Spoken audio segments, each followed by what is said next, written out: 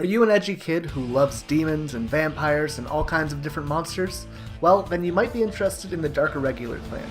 This is the third of the 4 clans in the AL4 booster, and we're going to be talking about it today. However, while Pale Moon worked on building a field as a result of their soul, typically Dark Irregular works on making a very strong vanguard. Now, the Dark Irregular clan is a protect clan from the Dark Zone, and it makes a unreasonably large soul basically every game. Whether or not you're able to develop a soul kind of dictates whether you're going to win or lose a game most times. But enough of me talking about the rough idea of the deck, let's actually talk about what's in the deck so you can get a feel for how it works. So starting off with the grade 3s, we have No Life King Death Anchor.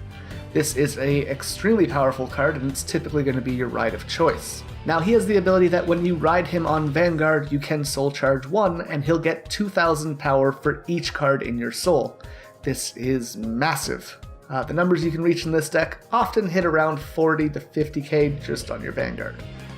That's pretty big. Now, after your No Life King attacks, you can counterblast 1, add 1 card from your hand into your soul, and choose 3 rear guards and slide them into your soul as well. If you do this, you're allowed to choose 1 unit in your soul and ride it. Now, there is a requirement that you must have 13 cards in soul, which can be kind of difficult to do sometimes, but if you get it, you're going to be pretty big. And you're rewarded with the fact that it also gets an extra critical. This is kind of cool because you can ride into another No Life King, and he gets the effect to soul charge 1 and then get the big power boost again. So if you know your opponent has no more perfect guards, or you know that they're kind of low on resources, this is really good. Just 2 big Vanguard attacks is really hard to guard a lot of the time, especially if they're not Protect Clan, and you'll win the game a lot of the time. Now, what if they are a Protect Clan or you haven't seen any Sentinels yet? Well, then you can ride into the second grade 3. We're going to start with the second ability first, as it's the best to combo with Death Anchor. Now, when this unit attacks on either Vanguard or Rearguard, you can counterblast 1 and basically eat one of the cards on your field by sending it to your soul. After you do this, you can Soul Blast 10, draw a card, and until the end of that battle, this unit gets 10,000 power, as well as your opponent isn't able to guard with Sentinels.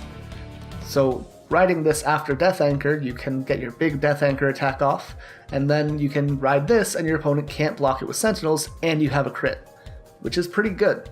But that's not all that this card does. It's actually a fantastic engine to make your deck work properly, and a lot of the times it's a better first ride than Death Anchor. And that's because when you guard with a card while this is on your Vanguard, you can put that card into your soul.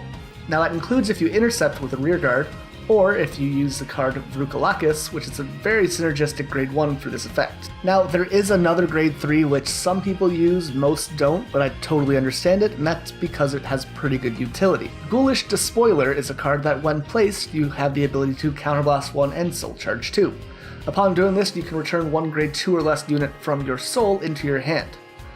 Well, that's pretty great actually. The big benefit of this is that because you're constantly soul charging this deck, you miss a lot of key cards. This could include perfect guards, heal triggers which are great for defense, Ruthven, a lot of other cards which are just things you want in your hand so you can pull off abilities or protect yourself. And this is just a great card to kind of mitigate what's being lost. On top of that, soul charging 2 is just an effective way of building your soul. Now, he also has a second ability where if you have 10 or more cards in your soul, whenever he attacks, you can retire one of your opponent's rear guards and he gets 10,000 extra power. So him and Demon Eater kind of work in opposite ways. Demon Eater allows you to play more offensively by negating opponent's sentinels and basically making big numbers, whereas Ghoulish Despoiler allows you to add cards to your hand and remove threats off your opponent's field. Another nice thing about this card is that there's no grade restriction on the card that you retire, so you can get rid of whatever you really need to. Now, your grade 3s are pretty straightforward, usually for No Life King and for Demon Eater or Ghoulish Despoiler, but your grade 2s have a bit of variety in them. There's a lot of different cards that you can run, most of them are pretty effective, and we're going to start with Werewolf Seeger. Now, this is a card that on your turn, if you have 5 or more cards in Soul, allows you to get a 5,000 power boost. Pretty good, allows you to swing for 14k on his own, hitting pretty much any Vanguard that you want, excluding Transcendence in the next expansion. Beyond this, when it's on Vanguard and you attack with it, you can soul charge 2. So if you ride perfectly, you can basically go Prisoner Beast into this, and by the time he attacks you'll have 5 in soul, giving you that power boost, which is okay. That being said, while the soul charge 2 is pretty effective, it's only on Vanguard, and if I had to cut a card from the deck, this would probably be one of the first ones to go. Alternatively, we have a 8k grade 2, which is a bit weaker than normal, however he makes up for it with a very powerful effect. Werebear Vervoiger, which, again, I'm going to murder a lot of these names. I can't pronounce a lot of them because they're super German influenced and I don't speak German. Anyways, he has the ability that when it attacks a Vanguard, you can counterblast one and soul charge one. After doing this, it gets the effect like No Life King, where it gets 2000 power per unit in your soul. Great for basically a beater card, you can hit very high numbers and really pressure your opponent. Now if that is the grade 2 version of No Life King, then we have the grade 2 version of Ghoulish Despoiler in Gwyn the Ripper. Now on Vanguard or Rearguard, if you have 10 or more cards in soul when you play this, you can counterblast one. Again, choose one of your opponent's rearguards and retire it. Super powerful, just clear the field, it's pretty good. However, there's a much more powerful utility-based card being Blood Sacrifice Ruthven. This grade 2 allows you to take one card from your damage or your drop zone and put it into your soul. Then, if you put Brucolacus in your soul as a result of this effect, you can countercharge one. Now, that's pretty good. Countercharging this deck is extremely effective. It lets you do a lot of the abilities you need to get to actually win the game, and again, you're adding another card into your soul. Now there is also one more grade 2 being Blue Dust, which is a promo card coming out soon. It might be available in your area already. This is a 9k attacker, and when it attacks a Vanguard and hits, you can soul charge one for each grade of your Vanguard. That's pretty good. An attack that lets you soul charge 3 is just strong in general. So on to the grade 1s, which are really your power pushers for the deck. And we're going to start with the one that we've mentioned a couple times now, being Brucolacus. This is a grade 1, which when retired from your Guardian Circle allows you to soul charge 1. Pretty effective in building your soul. And again, once it's put into your drop zone or your damage zone, you can soul charge it with Ruthven and unflip a damage. Pretty good. Its big ability though is that when it's put into your soul due to the effect of one of your cards, you give your Vanguard 10,000 power. Pretty fantastic. It's an extremely powerful card, and I don't think you can build the deck without it. Speaking of powerful cards, let's talk about Dorian the Thruster. Now, this is a 6k attacker, which is pretty rare in this format actually, but it's justified because of its very powerful effect. Every time you soul charge during your turn, you can give this unit 5,000 power. So for example, if Blue Dust hits and you soul charge 3, Dorian is now up 15,000. Beyond that, let's say you rode Death Anchor and used its ability this turn.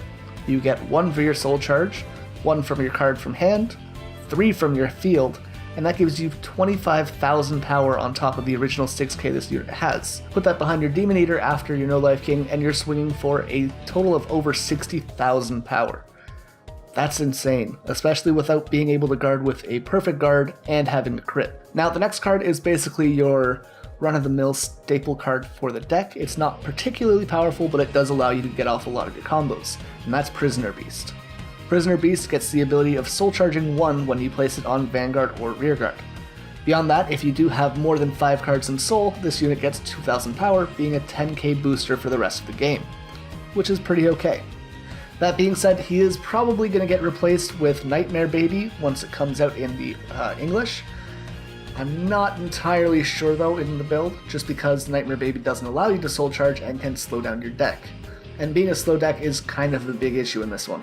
So what does this card do if I'm considering replacing Prisoner Beast with it?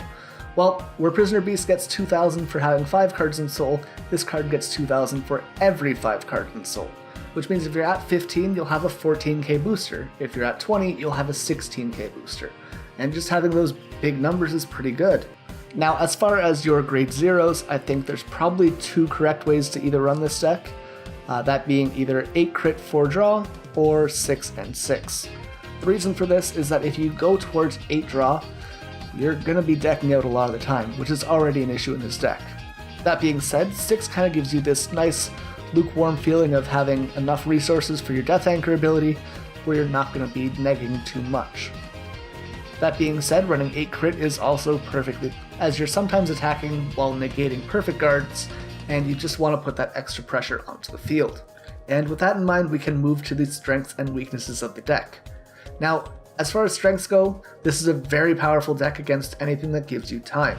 Put it up against a Force Clan like Shadow Paladins, Royal Paladins, or even Kagero, and you're often going to win just because they need time to get their effects off. Quicker Force Clans like Spike Brothers might pose as an issue though. On top of that, many Excel clans attack just too fast for you to deal with, and you're going to burn out very quickly. You do go pretty even with most Protect clans though, and I would say you probably even beat Oracle Think Tank, which is kind of the deck to beat right now. As a whole, this deck basically swings for massive numbers, gives you a way to attack with an extra crit, a standing Vanguard essentially, and negating Sentinels. This is just a really good clan to play if you want to push for big numbers. Where the deck struggles is a bit of an issue. Again, any fast deck is basically going to mop the floor with you. On top of that, soul charging can be an issue. You're either going to deck out if you do it too efficiently, or you're not going to be able to pull off Demon Eater or No Life King if you don't get enough of it. Another thing which kind of probably will tilt you is soul charging triggers. That happens a lot, and there's not a whole lot you can do about it. Now on the screen we've probably had my deck list for a little bit, so be sure to try it out. Let me know what you think of it, and if you're excited that the Dark Irregular clan is finally in the standard format. But with all that being said, I hope this was an informative video, but until next time, this has been Miracle Trigger. Thank you guys for watching, and I'll see you in the next video.